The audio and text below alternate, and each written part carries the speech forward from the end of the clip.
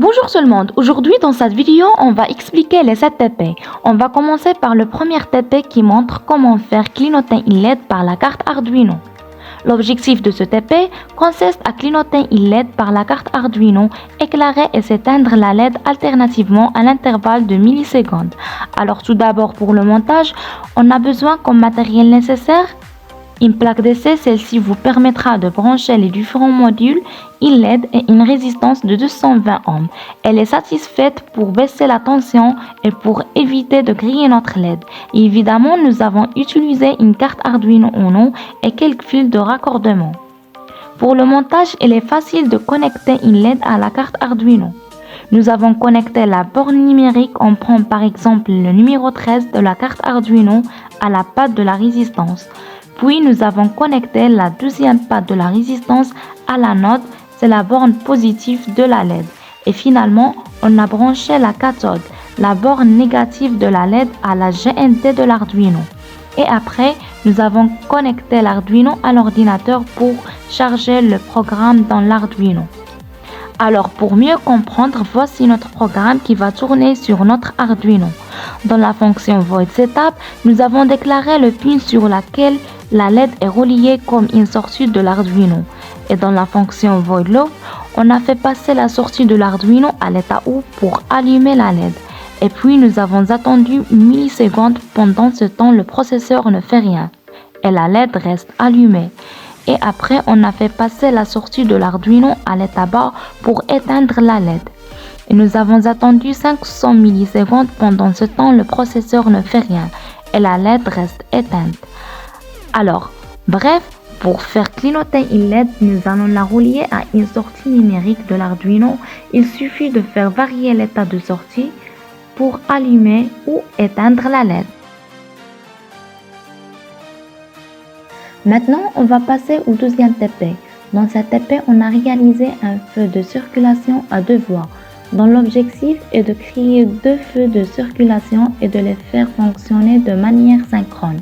Alors pour le montage, nous avons utilisé comme matériel essentiel 6 résistances et également 6 LED, dont 2 rouges, 2 verts et 2 jaunes. Et on a utilisé une plaque DC. Évidemment, nous avons besoin d'une carte Arduino Uno et des fils pour câbler notre montage. Pour ce montage, il suffit de connecter chaque LED à une pin d'entrée de la carte Arduino et d'ajouter une résistance en série. C'est le même principe du branchement du premier TP. Alors maintenant, pour bien comprendre, pour programmer le feu de circulation à deux voies, nous avons défini les fonctions de chaque LED et la façon dont elles doivent s'allumer et s'éteindre pour représenter les différentes couleurs. Le code est simple. On a commencé par l'introduction d'une variable pour noter le temps d'attente. Ensuite, dans la fonction setup, nous avons déclaré les broches sur lesquelles les LED sont reliées comme des sorties de l'Arduino. C'est-à-dire, nous avons indiqué les pins de 4 jusqu'à 10 seront les voies des sorties. Après la fonction loop, nous avons répété en boucle la LED rouge 1 est allumée pendant millisecondes. Ensuite, la LED verte 1 est allumée pendant millisecondes. Et puis, la LED jaune 1 est allumée pendant 600 millisecondes. Et finalement, la LED rouge 1 est à nouveau allumée pendant millisecondes. Tout ça fonctionne d'une manière synchrone avec les 3 autres LED. Alors bref, notre projet vise à simuler le contrôle du trafic dans une intersection où deux flux de circulation se croisent.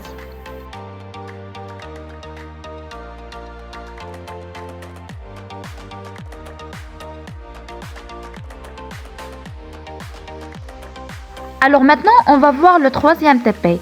C'est un mini trait d'escalier. L'objectif de cette TP, c'est comprendre comment contrôler une LED avec un bouton poussoir via un Arduino.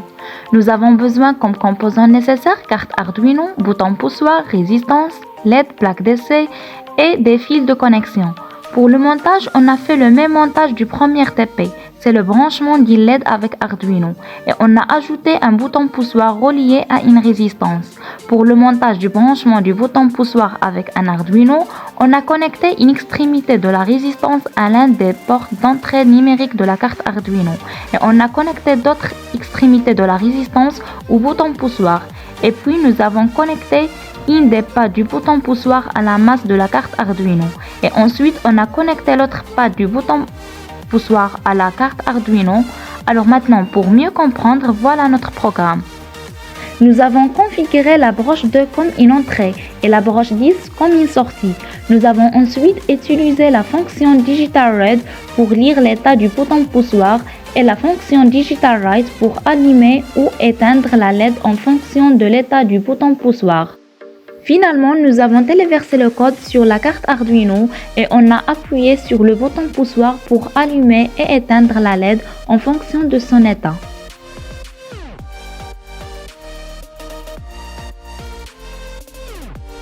On passe maintenant au quatrième TP. C'est un afficheur à 7 segments. L'objectif de cette TP, c'est comprendre comment contrôler un afficheur à 7 segments à l'aide d'une carte Arduino.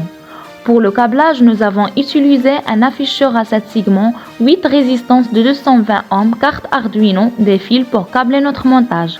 Alors, en ce qui concerne l'afficheur à 7 segments, c'est un afficheur à LED constitué de 7 segments qui permet d'afficher des chiffres et même parfois des lettres en fonction de l'application. Chaque segment correspondant à une LED qu'il est possible d'allumer ou éteindre pour former des chiffres. Alors pour le montage, on a fait une connexion des résistances, c'est-à-dire on a connecté une résistance à chaque segment de l'afficheur et on a connecté l'autre extrémité de chaque résistance à une broche de l'Arduino. Et ensuite, nous avons fait une connexion de la broche commune. Notre afficheur est à cathode commune. On a connecté la broche commune à la masse GND de l'Arduino. Alors maintenant, pour mieux comprendre, voici notre programme qui va tourner sur notre Arduino. On commence par l'introduction d'un tableau nommé segment qui contient les configurations de segments pour afficher les chiffres de 0 à 9 et un point. Chaque chiffre est représenté par un octet, où chaque bit correspond à un segment de l'afficheur à 7 segments. Ensuite, on a un autre tableau définit les broches de l'Arduino utilisées pour contrôler chaque segment de l'afficheur à 7 segments. Ensuite, on a Void Setup. Cette fonction est appelée une fois au démarrage du programme. Elle configure toutes les broches définies dans la fonction broche segment comme des sorties output. Après, on a la fonction Void Loop. Cette fonction est exécutée en boucle après l'exécution de la fonction Setup. Elle est itère sur chaque élément du tableau segment en appelant la fonction Affiche segment pour afficher le chiffre correspondant sur l'afficheur. Après chaque affichage, il y a un délai de millisecondes. Bref, notre programme permet à la carte Arduino de contrôler un afficheur à 7 segments pour afficher les chiffres de 0 à 9.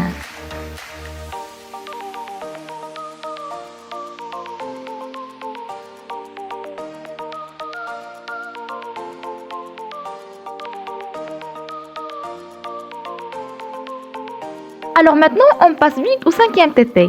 C'est le fonctionnement du capteur de température. L'objectif de cette TP est de comprendre la notion des pins analogiques et également le fonctionnement du capteur de température. Alors tout d'abord, on doit savoir comment fonctionne ce capteur. Notre capteur de température LM35 est un capteur analogique, ce qui signifie qu'il produit une tension de sortie proportionnelle à la température mesurée. Cette température est linéairement proportionnelle à la température en degrés Celsius.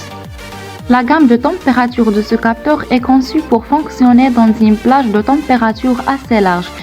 Il peut mesurer de températures allant de -55 Celsius à plus 150 Celsius.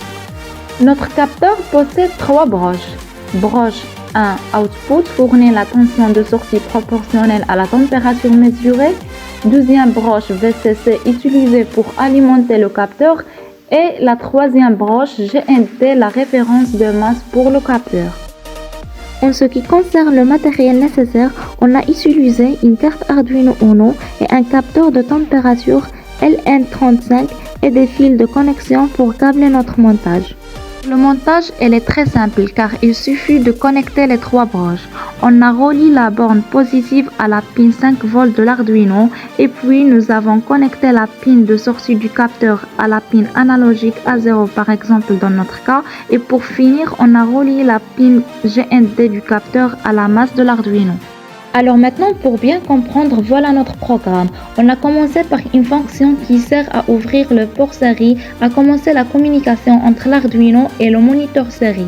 Le chiffre 9600 correspond à la vitesse de communication entre le serial et l'Arduino.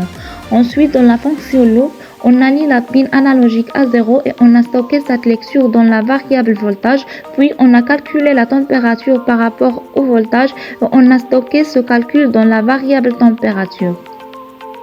Ensuite, on a écrit dans le moniteur série la variable température et la lettre C qui signifie le mot degré. Finalement, nous avons attendu millisecondes avant que la fonction loop sera exécutée. Bref, notre programme lit la tension analogique de la broche et la convertit en température en utilisant la formule de conversion fournie par LM35. Ensuite, elle affiche la température sur le moniteur série.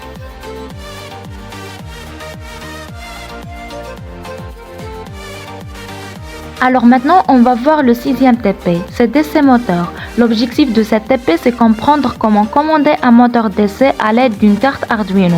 On a besoin pour réaliser ce montage, une carte Arduino Uno, un moteur DC, une diode, un transistor, une résistance, plaque DC et des fils de connexion. Alors, un moteur DC à courant continu, il fonctionne à l'aide d'un courant continu pour produire un mouvement rotatif. Il transforme l'énergie électrique en énergie mécanique de rotation. Alors, pour le schéma de câblage, on a fait une connexion du transistor et de la diode. On a connecté l'émetteur du transistor à la masse GNT de l'Arduino et on a connecté la base du transistor à une broche de sortie numérique de l'Arduino, par exemple la broche numéro 3 dans notre cas. En utilisant une résistance de 2200 ohms. On a connecté également la base à une extrémité de la diode. Puis on a connecté l'autre extrémité de la diode à la masse GNT de l'Arduino. Et après, on a fait la connexion du moteur DC. On a connecté le moteur DC à la source d'alimentation externe variée entre 3 et 9 volts. Et après, on a connecté la sortie positive de l'alimentation à la sortie du collecteur du transistor. Puis, nous avons connecté la sortie négative du moteur à la masse GNT de l'alimentation. Alors maintenant, on va voir le programme qui va tourner sur notre Arduino.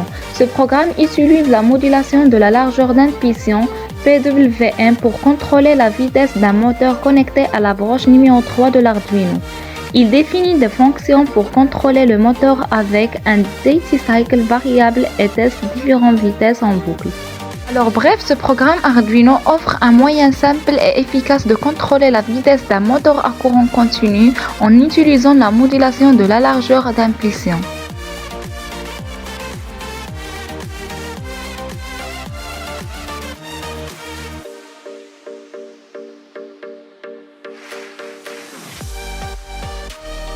Alors maintenant, on va passer au dernier TP, c'est un servomoteur. L'objectif de cette TP est comprendre comment commander un servomoteur à l'aide d'une résistance variable et une carte Arduino Uno.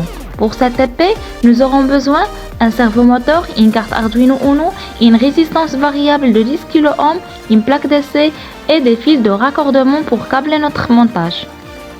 Alors tout d'abord, le servomoteur est un actionneur précis qui dispose d'un retour d'information permettant de contrôler avec précision les mouvements des mécanismes. Il se compose d'un capteur, d'une unité de commande d'entraînement provenant d'un système mécanique et de circuits électroniques. En ce qui concerne la résistance variable, c'est une résistance dont la valeur est variable. En fait, toutes les résistances sont variables, mais seules celles ayant une plage de variation significative sont désignées comme telles. Maintenant, on passe rapidement au schéma de câblage. On a connecté le fil rouge qui signifiait VCC du servomoteur à une alimentation externe appropriée, puis on a connecté le fil marron qui signifiait GNT du servomoteur à la masse GNT de l'Arduino. Ensuite, on a connecté le fil orange qui signifiait signal du servomoteur à une broche de la sortie de la carte Arduino. Et après, on a connecté la résistance variable à la carte Arduino. Le fil central du résistance est connecté à une broche analogique de la carte Arduino, tandis que les deux autres fils de résistance sont connectés respectivement à la tension d'alimentation 5 volts et la masse GNT de la carte Arduino. Passons maintenant au programme pour mieux comprendre. On a commencé par la bibliothèque servo pour contrôler le servomoteur. Ensuite, nous avons attaché le servomoteur à la broche numéro 1 de l'Arduino dans la fonction setup. Après, on a contrôlé le servomoteur dans la fonction loop. La fonction loop fait bouger le bras du servomoteur de 0 degré à 180 degrés en utilisant une boucle for. À chaque itération de la boucle, la position du servomoteur est définie. Finalement, un petit délai de 15 millisecondes est ajouté à la fin de la boucle pour stabiliser la position du servomoteur. Bref, voilà notre réalisation de notre projet. Nous avons réussi à contrôler un servomoteur à l'aide d'une carte Arduino et une résistance variable en utilisant la bibliothèque servo.